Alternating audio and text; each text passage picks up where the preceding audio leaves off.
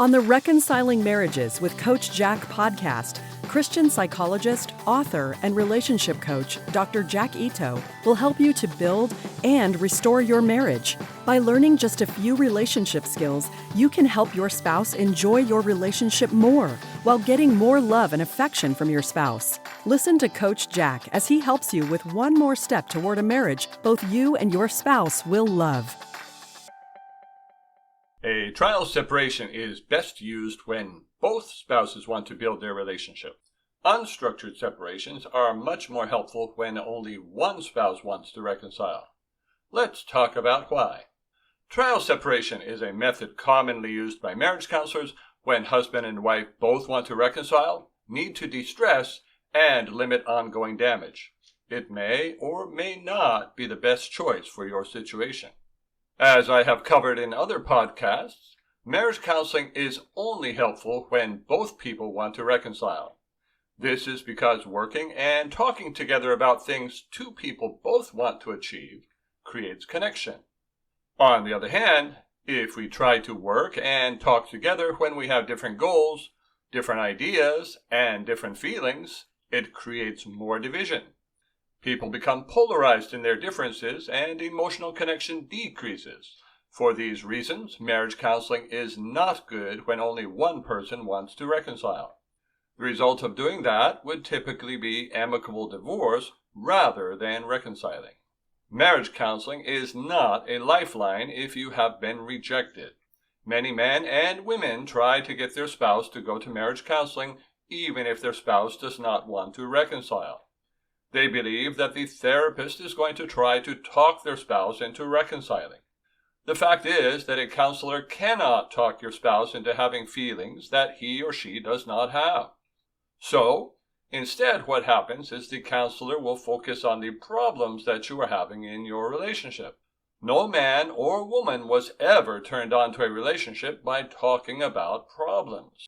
If you were single and trying to attract someone you were really interested in, would you do that by getting together to talk about problems? I hope not. If so, you are likely still single, and I don't know what you are doing here. Attracting is about being attractive, similar, and enjoyable. People want to be with people who are similar, not people who try to convince them their thoughts and feelings are wrong. Marriage counseling can be really helpful if you and your spouse already both want to reconcile. Then it is useful to clarify what the problems are, identify destructive patterns, and talk about what you both want from the relationship. Because you both want a better relationship with each other, it can help you to connect. It is also helpful to practice talking together in a new way with good listening and validation skills. Good marriage counselors can help you with this. Sometimes, though, the relationship is not building even when both husband and wife want it to. Their connection in marriage counseling is not enough to undo the damage caused throughout the week. That is when a trial separation can be helpful. Trial separations help by reducing time spent in conflict together, reducing neutral time spent around each other, and increasing positive time spent together. This is important because relationships grow according to the percentage of positive time spent together. You probably hate math, but let me give you a few examples of how this works. If you are together 20 hours per week, but it is all negative or neutral, then you have 0% positive time together and your relationship will only get worse. 0 out of 20 is 0, or 0%. If you are together 20 hours per week, but only 2 hours of that are positive, then you have 10% positive time together. 2 out of 20 is 0.10 or 10%. If you are together only 1 hour per week, but it is positive, then you have 100% positive time together and your relationship will grow rapidly. 1 out of 1 is 1 or 100%. This is the idea behind trial separations.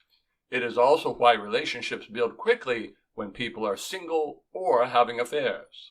You must do whatever it takes to decrease negative time together and increase positive time together. Having no contact would decrease all the negative time to 0, but would also result in 0 positive time. This is why I am not a fan of just giving space or going no contact. I always tell people that first they need to stop any damage they are doing. This greatly reduces negative time together. Then they need to use relationship building skills. This increases positive time together. Then they need to use boundaries to stop their spouse's damaging behaviors. Success can only be had by taking the right steps in the right order at the right pace. Many times people can do these steps while still living together, but if things have gotten too tense or too bad, then it may be necessary to separate in order to improve the relationship. Not to separate in this situation would guarantee the end of the marriage, which would be right around the corner. Trial separations require some agreed-on rules to make sure that the relationship is building and stabilizes before living together again. Rules are something we agree on. Boundaries are something we decide for ourselves, regardless of whether our spouse is in agreement or not. Let's talk about some rules for trial separations. Because the reason for a trial separation is to improve the marriage, couples need to avoid doing things that damage the marriage. At a minimum, the rules for a trial separation should be: the couple do not live together or share the same home at the same time. There must be ongoing positive contact. Both must remain faithful. Sex is stopped until emotional intimacy is restored. Separation is time limited, typically no more than 3 months. An evaluation follows the time limit to see if the relationship is improving and whether separation needs to continue. If contact stops or there is unfaithfulness, then the trial separation should immediately change to an unstructured separation. Continuing a separation with no contact or with unfaithfulness will make things worse, not better. If your spouse wants to date others or have time to figure out what he or she wants, then you do not have a good situation for a trial separation. Trial separations are only for relationship building. The idea of a trial separation is to stop damage and recreate the premarital courtship phase of the relationship. Courtship behaviors are the behaviors which actually build a relationship, in contrast to talking about problems. We rebuild relationships by doing the same things we did when we initially built them. How long should trial separations last? Trial separations are to increase positive time together while reducing negative time together.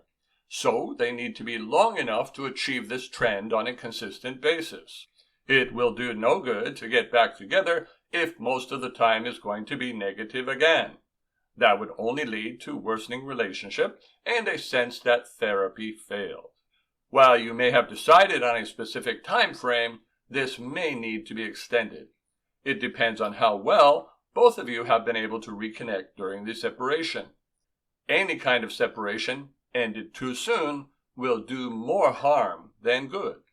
No harm will be done by extending a good separation in which the relationship is growing. On the other hand, a great harm can be done by prematurely ending a separation. The two biggest mistakes people make when separating are not separating soon enough and ending a separation too soon. Living apart is for building relationships, while living together is for maintaining relationships. Therefore, always build your relationship to a level you want to maintain before living together again. Planning to live together and to continue building the relationship is a bad strategy. Living together takes away the desire for relationship building that is naturally there when we are living apart. If your spouse desperately wants to live together again, all that motivation will be gone once you do live together. Suppose your spouse is unsure about reconciling or really doesn't want to.